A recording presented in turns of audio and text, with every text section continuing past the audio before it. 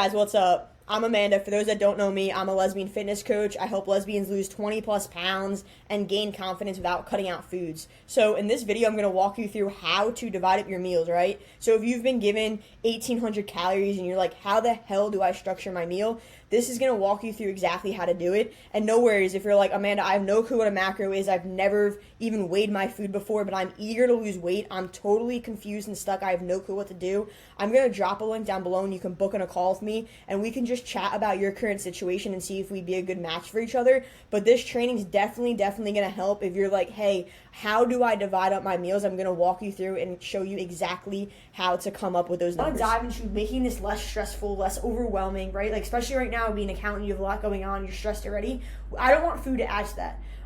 So I think this video will actually help you break down like where we're getting to and actually kind of an overview of each meal and how I kind of got to this, so you can do this yourself and kind of experiment with it. Like I was saying, like you got to put in the work, put in the actionable steps so you can kind of see it all, come together. But this is basically how I come to conclusion of how to split up, I guess, each meal. So these are your numbers right here. So, and these are the percentages. So we have these macros, these percentages, which you just take these and divide it here. And that's how you get to these numbers.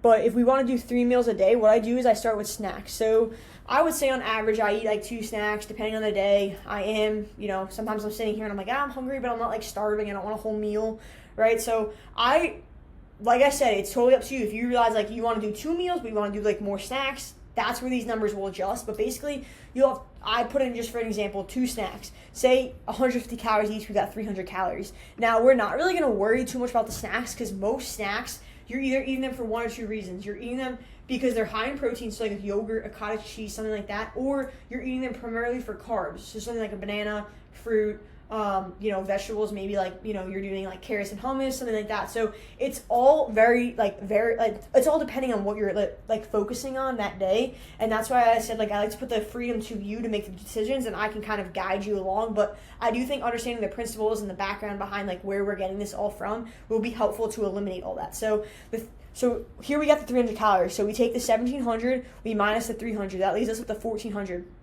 So really pay attention here because this can get super confusing for no reason, right? Because I have it all spelled out here, but it's going to start clicking once you start doing it in your tracking. But basically what we do here is we have 1,400 calories that we want to figure out how to spend in 3 meals, right? So we have these, we're still going off of this right here. So these are our percentages. So in order to do that, we multiply. So 0.3, 0.4, and 0.3, as you can see here, and I have it labeled protein, carbs, and fats. The key distinction here, like I was saying earlier, is obviously the numbers are going to be different, but you can see here for the 0.3s, the reason we got different numbers here is because the fat is 9 calories. So that's what this indicates right here. Carbs and protein are 4 calories per gram, whereas the fat is the 9. So if this would have been 4 calories, we would be sitting at the 35. But it's not. So that's where the key differentiator is. But what I want to show you is how I did it. I did 140 times the percent of that meal. And then we got that number. We divided it by the amount per gram of each substance, so protein. And then we got 105. And then we want to get 3 meals out of that. So we divided by 3. So that got us the 35 grams. So I walked through that formula for each one. And obviously it's rough, right? Like I didn't do exactly to the decimal. So it's going to be like not, when you add this, you times this now by 3, it's not going to bring you exactly to 1,400. It might be off like little, say 50 calories. But like I said, perfection isn't the point here. So I did that for all 3, and then basically what you do is you then times all of these by the actual value that each is. So here you can see 35 grams protein times by 4 because it's 4 calories per gram. Same thing here. We have carbs. We got 46 grams of carbs. We times that by 4 because there's 4 grams. 1 gram is 4 calories. And then we got the same thing here. We got the 9. So we added these all up to get us about 460 calories per meal. So this right here is what if you were to eat 3 meals a day and save 300 calories for snacks, that's basically what you would have to budget as far as planning ahead. So what this would look like is then 35 grams. We could do about, it'd be about like 4 ounces of a meat. For 46 grams of carbs, we would be looking around 100, I would say like 100 to 150 grams of like a carb. And then obviously add the veggies in there, and then fats, like 15 grams of fats. You can either do some type of dressing, you can do avocado, maybe if you cooked with a little oil, or you like more of like an oily dressing. That's where we can factor all that in. But just so you can see, like, this would be, if I was running this for you, this is what I would like meal plan you out.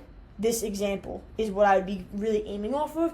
But like I said, every day is different. Like, every season of life is different with your job, with your family, with your friends, with all of that. So that's why I don't really like to follow like the meal plan. I just want you to understand like where this is all coming from, and then you can kind of piece it together. So like if I were you, if I were like planning for the next day, like maybe making my lunches for the week, I would try to follow this right here.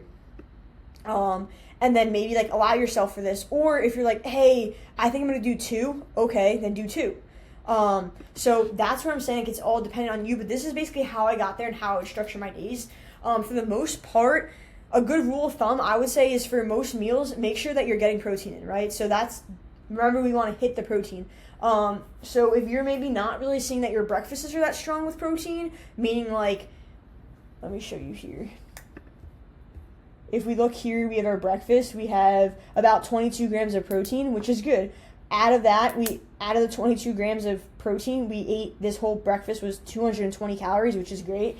But you'll start to see as you, like the Greek yogurt here, maybe if you would have added another scoop, yes, it would add 100 calories, but you'd be getting 40 grams of protein, and that could be a differentiator in your whole day. So it's kind of like playing along with it, and that's why I like to see like the first week of how you do, how your body's feeling, how you're like reacting to the food, what questions you have, because it's easier for me to meet you than for me to give you all this information and be like, yeah, here, but like maybe you don't need it, maybe you're not understanding it fully. So I do like to kind of see like how you take this information in, and also what other questions you have from this training, just so I can kind of understand as far as that goes. But yeah, I would say my rule of thumb is protein with every meal.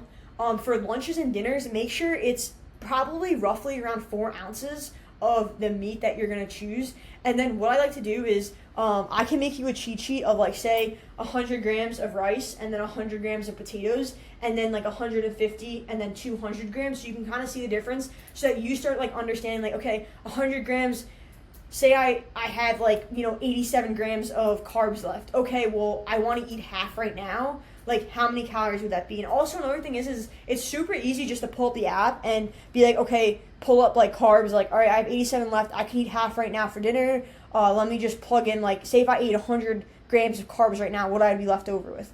That's kind of also like, it's like a guesstimation thing as far as that goes. But I hope this was helpful as far as breaking down like what to eat. And I don't want it to be stressful. You're saying you eat something that then makes the next meal challenging. That's why I'm saying like the protein's super important, but also don't worry about the like nailing each macro. It's just more of the protein. We want to hit the protein and stay within our calorie range. So I hope this video provided you guys a lot of insight and value behind how to actually divide up your meals and get those numbers to actually structure your day off of, 1, eating foods that you enjoy, and 2, not having to limit yourself. Like a bunch of people say you have to eat chicken, broccoli, and rice every day. It's not the case. But you'll actually have numbers to go by to actually structure your day and have a plan and a goal in mind every day of how much you want to eat between actual meals and then snacks.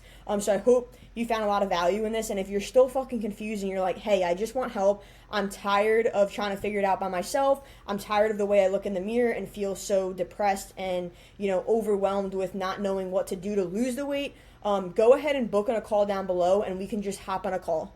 I'll see you in the next one.